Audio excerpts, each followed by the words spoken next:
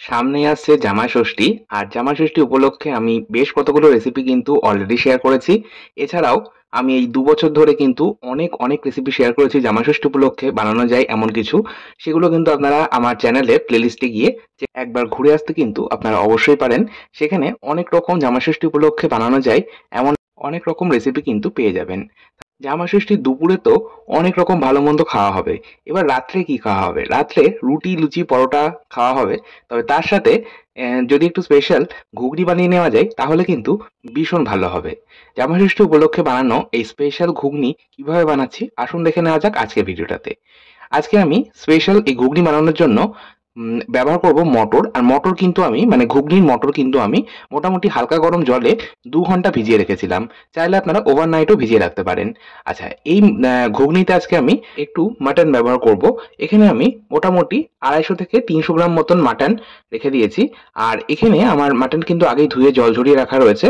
আর এখানে আমি মেটে, চর্বি অর্থাৎ ফ্যাট আর হাড়ের মাংস একটু আধটু রয়েছে। সমস্তটা মিশিয়েই রয়েছে আরকি। আর এখানে কিন্তু আমি পেছনের রানের মাংস ব্যবহার করছি। যাই হোক, মাংসটাকে আমি এখন এইভাবে ছোট, ছোট করে একটু টুকরো করে নেব। চাইলে আপনারা কিমা বানিয়ে নিতে পারেন। মাটন কিমা দিয়ে কিভাবে ঘুগনি বানাতে হয় সেই রেসিপিটাও কিন্তু আমার অলরেডি চ্যানেলে দেওয়া আছে। এর আগে আমি ২ বার মাটন কিমা ব্যবহার করে বা মাটন ব্যবহার করে কিভাবে ঘুগনি বানানো হয় বা বানাতে হয় সেটা কিন্তু আমি ২ বার শেয়ার করেছি। তবে সেটা ছিল ২ রকম পদ্ধতিতে বানানো, ২ রকম রেসিপি। আর আজকে আমি যেভাবে বানাচ্ছি এটা কিন্তু আবার অন্য এক রকম পদ্ধতি। যাই হোক, আমি মাটনের টুকরোগুলো এইভাবে ছোট, ছোট করে কুচিয়ে নেওয়ার পর আমি একটা প্রেসার কুকারের মধ্যে আগে থেকেই ভিজিয়ে রাখা ঘুগনির মটর দিয়ে দিলাম। আর দিয়ে দিলাম ওই যে কুচিয়ে রাখা মাটন কিমা ছিল সেটা কিন্তু আমি দিয়ে দিলাম। মানে মাটনের টুকরোগুলো দিয়ে দিলাম। আর এরই মধ্যে আমি জল দিলাম। তবে হ্যাঁ, আমি কিন্তু এই মটরটা পরিষ্কার জলে ভিজিয়েছিলাম। মানে মটরটা ১ম এ আমি ২ থেকে ৩ বার ভালো করে জল বদলে ধুয়ে নিয়ে তারপর পরিষ্কার খাওয়ার জল দিয়ে কিন্তু আমি ভিজিয়েছিলাম মটরটা। তা সেই জলটাও কিন্তু আমি এর মধ্যে দিয়ে দিলাম। আর তার সাথে আরো একটু জল দিলাম। এই মোটামুটি আমার আ আঙুলের ১ টা কর বা ১.৫ কর পর্যন্ত কিন্তু জল উঁচু রয়েছে মটরের থেকে। এইভাবে কিন্তু আপনারা জলটা ব্যবহার করবেন। জল খুব বেশি ব্যবহার করার প্রয়োজন নেই, আবার খুব কমও ব্যবহার করলে হবে না। এরকম আপনারা মেপে ব্যবহার করবেন। নিজের আঙুলের কর মানে ১ কর বা ১.৫ কর মতন জল যেন মটরের থেকে উঁচু থাকে।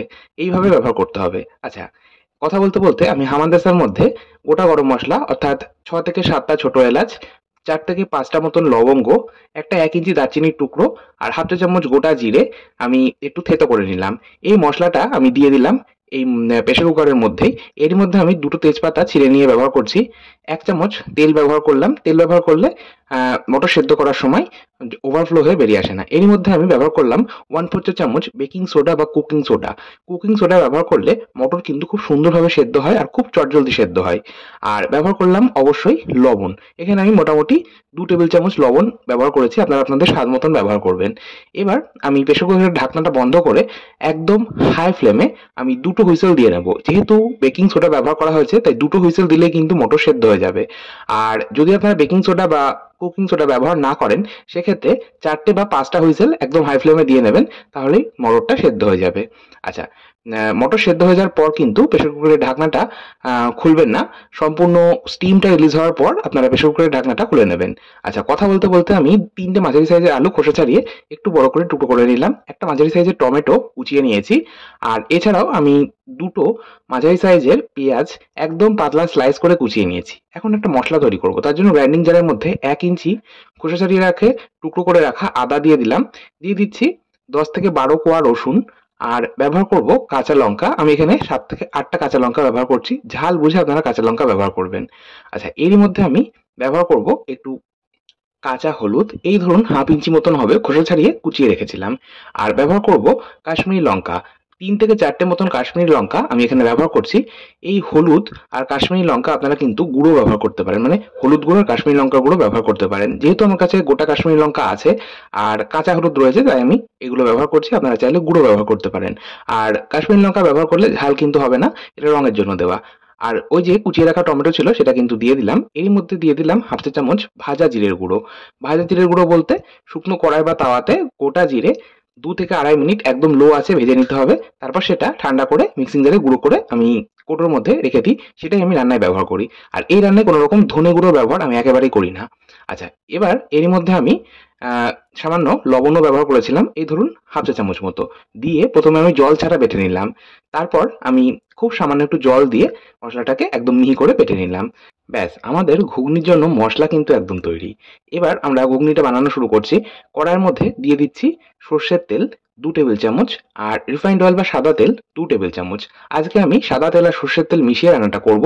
আপনারা চাইলে শুধুমাত্র সর্ষের তেল দিয়ে কিন্তু রান্নাটা করতেই পারেন। তবে শুধুমাত্র সাদা তেল দিয়ে না করাই ভালো, যেহেতু মাটন ব্যবহার করা হচ্ছে। মাটন ব্যবহার করলে একটু সর্ষের তেল ব্যবহার করলে স্বাদটা ভালো হয়। আচ্ছা, এবার তেল ভালো মতো গরম হয়ে যাওয়ার পর আমি গ্যাসের ফ্লেমটাকে মিডিয়ামে করে নিলাম। তারপর টুকরো করে রাখা আলু খুব সামান্য একটু লবণ দিয়ে ভেজে নেব।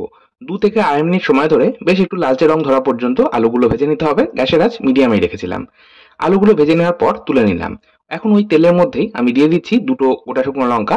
শুকনো লঙ্কাটা আমি একটু ফাটিয়ে নিয়েছি মাথার কাছে, তারপর ব্যবহার করছি। আপনারা ঝাল বুঝে শুকনো লঙ্কা ব্যবহার করবেন। যদি একটু বেশি ঝাল পছন্দ করেন সেক্ষেত্রে এখানে শুকনো লঙ্কার পরিমাণটা বাড়িয়ে দিতে পারেন।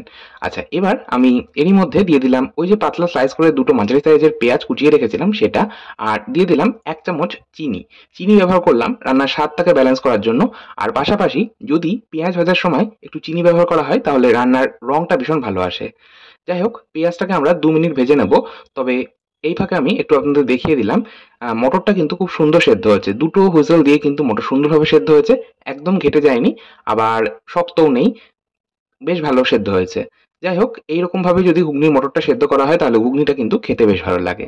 যাই হোক, অপরদিকে পেঁয়াজটা কিন্তু বেশ লালচে রং ধরে গেছিল।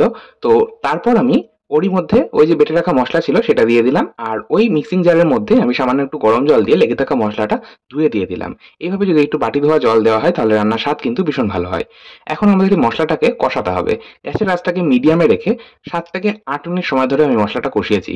এই মসলা কষানোর উপরেই কিন্তু নির্ভর করবে রান্নার স্বাদটা কেমন হবে। মসলা যত ভালো করে কম আঁচে ধীরে ধীরে কষাবেন তত কিন্তু রান্নার স্বাদটা ভালো হবে। ৭ থেকে ৮ মিনিট মসলাটা মিডিয়াম আঁচে কষিয়ে নেওয়ার পর ভেজে রাখা আলুগুলো দিয়ে দিলাম। তারপর আরো ২ মিনিট কষিয়ে নিয়েছি। এবার আমি ওই যে সেদ্ধ করে রাখা মটর আর মাটনের টুকরোগুলো ছিল সেগুলো কিন্তু আমি সম্পূর্ণটাই দিয়ে দিলাম। জল সমেতই দিয়েছি। এই জলটা কিন্তু আপনারা আলাদা করে ফেলে দেবেন না। এই জলেই কিন্তু রান্নার একদম যে পারফেক্ট টেস্ট আসবে বা খুব সুস্বাদু হবে সেটা এই জলটা ব্যবহার করলেই। যাই হোক, এবার সমস্তটা দিয়ে আমি গ্যাসের ফ্লেমটাকে মিডিয়ামে রেখে মোটামুটি ১০ মিনিট এটা ফুটিয়ে নিয়েছি, যাতে সম্পূর্ণ আলুটাও সেদ্ধ হয়। তার পাশাপাশি মটর আর মাটনের মধ্যে মশলাটাও কিন্তু সুন্দরভাবে ঢুকে যায়। সম্পূর্ণ ১০ মিনিট সমস্তটা সেদ্ধ করে নিয়েছি। দেখুন, আলু কিন্তু খুব সুন্দর সেদ্ধ হয়েছে। এখন খুন্তি মাথা দিয়ে এইভাবে একটু আলু কয়েকটা ঘেঁটে দেবো। এইভাবে যদি একটু ঘেঁটে দেওয়া হয় তাহলে এই থিকনেসটা ভীষণ ভালো আসে ঘুগনির। মানে ঘুগনিটা বেশ একটু ঘন ঘন হয়। বেশ ভালো লাগে খেতে। যাই হোক, সমস্তটা ঘেঁটে দেওয়ার পর গ্যাসের ফ্লেমটাকে আমি বন্ধ করে দিচ্ছি। সবশেষে উপর থেকে জাস্ট 1/4 চা চামচ মতন গরম মসলার গুঁড়ো ছড়িয়ে আমি খুন্তি দিয়ে সমস্তটাকে একবার ভালো করে মিশিয়ে নেব। তারপর আমি কভার করে ১০ মিনিট স্ট্যান্ডিং টাইমে রেখে দেব। তারপর গরম গরম রুটি, লুচি, পরোটার সাথে পরিবেশন করব। এই সম্পূর্ণ কম মসলা ব্যবহার করে বানানো বা হাতের কাছে পাওয়া যায় এমন মসলা ব্যবহার করে বানানো এই ঘুগনি কিন্তু খেতে সত্যিই অসাধারণ হয়। রুটি, পরোটার সাথে আপনারা যেকোনো বিশেষ দিনে বানিয়ে নিতে পারেন।